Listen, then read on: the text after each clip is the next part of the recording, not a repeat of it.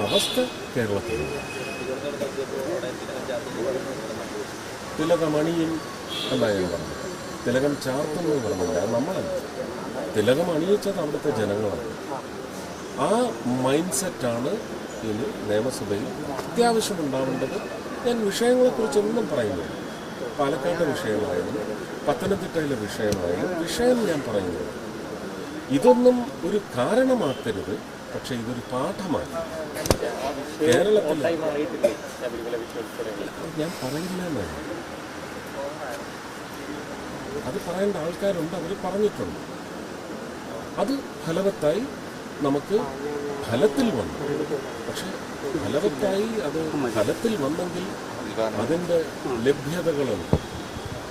നമുക്ക് എന്താണോ ജനങ്ങൾ വെറുത്തത് അതിനൊരു മറുരചന നമ്മൾ എന്താണ് നടത്തുന്നത്, അതാണ്. കൊല്ലം റെയിൽവേ സ്റ്റേഷന്റെ വികസനത്തോട് അനുവാദിയുമായിട്ട് നഗരം എന്ന് പറയാൻ ഇപ്പോൾ എനിക്ക് സാധിക്കില്ല. ഞാൻ 2014 യേശുദാസില്ല, നമ്മുടെ സിനിമയുടെ ആളാണ്. വെള്ളി നക്ഷത്രത്തിന്റെ സ്ഥാപക ജേർണലിസ്റ്റ് അല്ലേ? അതിനു മുമ്പ് കലാഭവൻ അല്ല. അപ്പോൾ മുഖഛായ, അതൊന്നും ഞാൻ പറഞ്ഞു. മുഖഛായ മാറുന്നതിന് വളരെ വലിയൊരു പദ്ധതിയാണ് ഞാൻ ആദ്യം നരേന്ദ്രമോദി മാർച്ച് 5, 2014 വിഴിഞ്ഞം തുടങ്ങിയുള്ള 17 point programme relocation of railway stations in Kerala. അങ്ങനെ രാജ്യത്തിൻ്റെ പല ഭാഗത്തും കാണുമായിരിക്കും. എനിക്ക് പരിചിതമായ ജനജീവിതത്തിന് ഒരുപക്ഷെ വലിയ ബ്ലോക്കേഡുകൾ സൃഷ്ടിച്ചിട്ടുള്ള, ജനജീവിതത്തിന് സൗകര്യമൊരുക്കേണ്ട റെയിൽവേ മൂലം അല്ലെങ്കിൽ അതുപോലെയുള്ള പബ്ലിക് യൂട്ടിലിറ്റി സർവീസസ് എങ്ങനെയാണ് ഡാമ്പൻ ചെയ്തത്, ഇതിനെ സംബന്ധിച്ച് വ്യക്തമായ ഒരു രൂപമുള്ളതുകൊണ്ട് കൊല്ലം റെയിൽവേ സ്റ്റേഷൻ, കൊച്ചിയിലെ 2 സൗത്തും നോർത്തും, അതുപോലെ കോഴിക്കോട് റെയിൽവേ സ്റ്റേഷൻ, ഇത്രയും റെയിൽവേ സ്റ്റേഷനുകളുടെ കാര്യത്തിൽ റീലൊക്കേഷൻ ഓഫ് റെയിൽവേ സ്റ്റേഷൻസ് എന്ന് പറയുന്ന ഒരു പദ്ധതി അതന്ന് പറഞ്ഞിരുന്നു. തിരുവനന്തപുരം അടക്കം. തിരുവനന്തപുരം അദ്ദേഹത്തിന് നല്ല പരിചിതമായ ജോഗ്രഫി ആയതുകൊണ്ട്, ഭൂമിശാസ്ത്രമായതുകൊണ്ട് അദ്ദേഹം അതിനൊരു പ്രതിവിധിയും പറഞ്ഞു. ഇതിനുള്ള പ്രതിവിധി അന്ന് പറഞ്ഞത് എനിക്കിപ്പോൾ പറയാൻ സാധിക്കില്ല. കാരണം 6 മാസങ്ങൾക്ക് മുമ്പ് റെയിൽവേ മന്ത്രിയുമായിട്ട് ഈ വിഷയം മാപ്പ് വെച്ച് ഡിസ്കസ് ചെയ്ത് ഉദ്യോഗസ്ഥർ അങ്ങനെ ഒരു പ്രശ്നമില്ല എന്ന് പറഞ്ഞെടുത്ത് എൻ്റെ പക്ഷം ചാരി റെയിൽവേ മിനിസ്റ്റർ പറഞ്ഞു ഇല്ല, അങ്ങനൊരു പ്രശ്നമുണ്ട്, ഇത് ചിന്തിക്കേണ്ട കാര്യമാണെന്ന് പറഞ്ഞു. പക്ഷേ ഇപ്പോൾ നമ്മൾ ബിൽഡ് ചെയ്യുന്ന കാര്യങ്ങളെല്ലാം ജനജീവിതത്തിൻ്റെ ഭാഗമാവും, പട്ടണത്തിൻ്റെ ഭാഗമാവാം. അങ്ങനെ ഒരു പദ്ധതിക്ക് വേണ്ടി ശ്രമിക്കുന്നതായിരിക്കും. അത് പക്ഷേ എനിക്കിപ്പോൾ അത് പറയാനൊക്കത്തില്ല, അതിനുള്ള അവകാശമില്ല.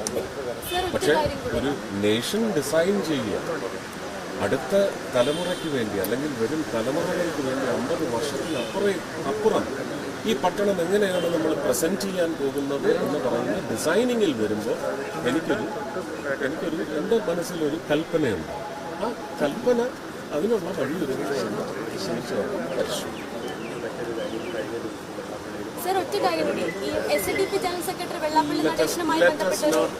Let us not please sway away from the subject. I'm focused on this. Please. Premachandran സാറിന് എന്തെങ്കിലും പറയാനുണ്ടെങ്കിൽ ചോദിക്കുക.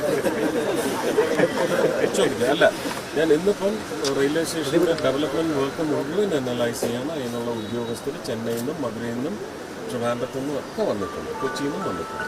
അവരുമായിട്ട് ഇതിൻ്റെ ഡെവലപ്മെൻറ്റ് പ്രോഗ്രസ് എന്താണ് ആക്സിഡൻസ് മുഴുവൻ കണക്കെടുപ്പ് നടത്തി അതും റെയിൽവേ മിനിസ്റ്റർക്ക് സമ്മാനിച്ചുകൊണ്ട് 2026 ഡിസംബർ എന്ന് പറയുന്ന ടാർഗറ്റ് ടൈം നമ്മൾ റെസ്പെക്റ്റ് ചെയ്യുമോ ഇല്ലയോ, ഇല്ലെങ്കിൽ അത് നിർബന്ധിതമാക്കുന്ന നീക്കത്തിലേക്ക് പോകാൻ വേണ്ടിയുള്ള വിലയിരുത്തലിലൂടെയാണ് ഇന്ന് വന്നത്.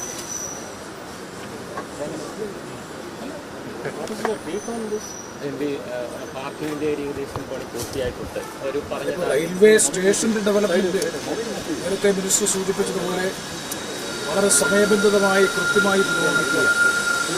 അത്ര നമ്മുടെ സംസ്ഥാനത്ത് തന്നെ കൃത്യമായി ടൈം ബൗണ്ടായി പ്രവർത്തന പുരോഗതി നടത്തുന്നൊരു സ്റ്റേഷൻ കൊല്ലം റെയിൽവേ സ്റ്റേഷനാണ്. ഇതിനോടൊപ്പം പ്രഖ്യാപിച്ചതാണ് കൊച്ചി സ്റ്റേഷൻ. പക്ഷേ നിർഭാഗ്യവശാൽ സാങ്കേതിക കാരണങ്ങളുടെ പേരിൽ ആ നിലയിലുള്ള പ്രവർത്തന പുരോഗതി ഇവിടെ കൈവരിക്കാൻ കഴിഞ്ഞിട്ടില്ല. ഇത് റൈറ്റ്സാണ് ഈ വർക്ക് ഏറ്റെടുത്തിട്ടുള്ളത്. റെയിൽവേയുടെ തന്നെ പൊതുമേഖലാ സ്ഥാപനമായിട്ടുള്ള റൈറ്റ്സും പ്രൈവറ്റ് പാർട്ണറുമായിട്ടുള്ളൊരു ജോയിൻറ്റ് വെഞ്ചർ എന്ന നിലയിൽ വളരെ ഫലപ്രദമായി, മാത്രവുമല്ല ജനങ്ങൾക്ക് പരമാവധി അസൗകര്യം പരിമിതപ്പെടുത്തി ഏറ്റവും മികവാർന്ന നിലയിലുള്ള ഒരൊറ്റ ഇൻസിഡൻറ്റ് മാത്രമാണ്, ഒരു അൺഹാപ്പി ഇൻസിഡൻറ്റ് മാത്രമാണ് ഉണ്ടായത്. ആ നിലയിൽ വളരെ മാതൃകാപരമായി നടക്കുന്നൊരു കൺസ്ട്രക്ഷൻ വിശേഷിപ്പിക്കാൻ കഴിയുന്നതാണ് കൊല്ലം റെയിൽവേ സ്റ്റേഷൻ. അത് സമയബന്ധിതമായി തന്നെ പൂർത്തീകരിക്കാൻ കഴിയുമെന്നാണ് പൊതുവെയുള്ള വിലയിരുത്തൽ. ഇവിടെ ബഹുമാനപ്പെട്ട മിനിസ്റ്റർ ഇവിടെ സൂചിപ്പിച്ചതുപോലെ ഇതിനെ സംബന്ധിച്ചിടത്തോളം ചൈനീസ് പാലസിനെ സംബന്ധിച്ച് ദീർഘകാലമായിട്ടുള്ള കൊല്ലത്തിൻ്റെ ആവശ്യമാണ്. ബഹുമാനപ്പെട്ട മന്ത്രി അതിൻ്റെ പ്രാധാന്യം ഉൾക്കൊണ്ടുകൊണ്ട് സ്ഥലം സന്ദർശിച്ച് ഈ കാര്യത്തിൽ ഏതെങ്കിലും ഒരു ഡിസിഷൻ എടുക്കാൻ പ്രചോദിതമായ നിലയിൽ വന്നതിനെ വളരെ സന്തോഷത്തോടു കൂടി ഞാൻ സ്വാഗതം ചെയ്യുകയാണ്. നേരത്തെ നമ്മൾ സബ്മിറ്റ് ചെയ്തിട്ടുള്ള നിർദ്ദേശം, കാരണം റെയിൽവേയുടെ കേരളത്തിലെ ഏറ്റവും പ്രധാനപ്പെട്ട ഒരു റെയിൽവേ സെൻ്ററാണ് കൊല്ലം ചെങ്കോട്ട റെയിലാണ് പ്രഥമ ലൈൻ കേരളത്തിൽ. അപ്പോൾ അതുകൊണ്ട് തന്നെ ഇതൊരു റെയിൽവേ മ്യൂസിയമായി ഇത് പരിവർത്തനം ചെയ്യണം എന്നതായിരുന്നു റെയിൽവേയുമായി ബന്ധപ്പെട്ട് മുന്നോട്ട് വെച്ചിട്ടുള്ളത്. ഇപ്പോൾ ശ്രീ സുരേഷ് ഗോപി, അദ്ദേഹം കൊല്ലംകാരനാണ്. സ്വാഭാവികമായും ടൂറിസം വകുപ്പ് കൈകാര്യം ചെയ്യുന്ന മിനിസ്റ്റർ എന്ന നിലയിൽ ടൂറിസം വകുപ്പിൽ ഉൾപ്പെടുത്തി റെയിൽവേയുമായി സഹകരിച്ചുകൊണ്ട് അത് ഏതാണെന്നുള്ളത് യുക്തിസഹമായി ആലോചിച്ച് വിദഗ്ധരുമായി ആലോചിച്ചതിന് ശേഷം എന്തെങ്കിലും ചെയ്യാൻ കഴിഞ്ഞാൽ തീർച്ചയായും നഗരത്തെ സംബന്ധിച്ചിടത്തോളം വളരെ വളരെ ആശ്വാസകരമായിരിക്കും. കാരണം തകർന്നടിഞ്ഞിരിക്കുന്ന ഈ കെട്ടിടം പുനരുദ്ധരിക്കാനും അവിടെ ജനങ്ങൾക്ക് പ്രയോജനപ്രദമാകുന്ന നിലയിലുള്ള ഏതെങ്കിലും ഒരു സംരംഭം, തീർച്ചയായിട്ടും അത് മ്യൂസിയം അല്ലെങ്കിൽ സമാന സ്വഭാവത്തിലുള്ള എന്തെങ്കിലും ഒരു സംരംഭം ആരംഭിക്കുന്നതായിരിക്കും നല്ലത് എന്നുള്ളതാണ്. നേരത്തെ റെയിൽവേ പറഞ്ഞിട്ടുള്ളത് കോർപ്പറേഷനോ മറ്റേതെങ്കിലും ഏജൻസി ഏറ്റെടുക്കാൻ തയ്യാറുണ്ടെങ്കിൽ ഇത് പ്രോപ്പറായി മെയിൻറ്റെയിൻ ചെയ്ത് കൈമാറാമെന്നാണ് പറഞ്ഞിട്ടുള്ളത്. എൻ്റെ അഭിപ്രായത്തിൽ റെയിൽവേ തന്നെ ഇത് അല്ലെങ്കിൽ ടൂറിസം ഡിപ്പാർട്ട്മെൻറ്റ് ഗവൺമെൻറ് ഗവൺമെൻറ്റിൻ്റെ മേൽനോട്ടത്തിൽ നിർവഹിക്കുന്നതായിരിക്കും നല്ലത്. സ്വകാര്യ ഏജൻസികൾക്ക് കൈമാറുന്നതിനപ്പുറത്ത് ഗവൺമെൻറ്റിൻ്റെ തന്നെ മേൽനോട്ടത്തിലും നിയന്ത്രണത്തിലും ഉടമസ്ഥതയിലും അത്തരത്തിലൊരു റെയിൽവേ മ്യൂസിയം അല്ലെങ്കിൽ സമാന സ്വഭാവത്തിലുള്ള ഏതെങ്കിലും ഒരു ടൂറിസം പ്രോഗ്രാമായി നിർവഹിക്കുന്നതിൽ അതായിരിക്കും ഏറ്റവും നല്ലത് എന്നാണ്. നിങ്ങൾക്കെല്ലാം സന്തോഷമാകുന്ന അല്ലെങ്കിൽ നിങ്ങൾക്കെല്ലാം പകർന്നു നൽകിയ എൻ്റെ ഒരു കോളേജ് കാലഘട്ടം എന്ന് പറയുന്ന ഞങ്ങളുടെ കൽപ്പനകൾക്ക് ചിറക് മുളയ്ക്കാൻ പ്ലാറ്റ്ഫോം ഒരുക്കിയ ഒരു സ്ഥാപനം ഇവിടെ ഉണ്ടായിരുന്നു. അതൊന്ന് അപ്രത്യക്ഷമായിട്ടുണ്ട്. അത് തിരിച്ചു കൊണ്ടുവരുന്നതിന് പോലും ഈ ഒരു പരിസരം എന്ന് പറയുന്ന ഒരു കാരണമാകണമെന്ന് ആഗ്രഹിക്കുന്നുണ്ട്. അതിൻ്റെ ഭാഗമായിട്ടാണ് ഈ മൾട്ടി ലെവൽ അതിനെ സംബന്ധിച്ച് അതിൻ്റെ പണി ഏതാണ്ട് പൂർത്തിയായിട്ടുണ്ട്. 15 മകര സംക്രാന്തി കഴിഞ്ഞ് ഏത് ദിവസവും നമുക്ക് ഉദ്ഘാടനം ചെയ്യാൻ പാകത്തിൽ മന്ത്രിയുമായി സംസാരിച്ച് കേന്ദ്ര ക്യാബിനറ്റ് മന്ത്രി ശ്രീ അശ്വിനി വൈഷ്ണവുമായി സംസാരിച്ച് അത് തുറന്നു കൊടുക്കുന്നതിനുള്ള വ്യവസ്ഥ ചെയ്യുന്നതായിരിക്കും. അത് റെയിൽവേ അറിയിപ്പ് പുറത്തു.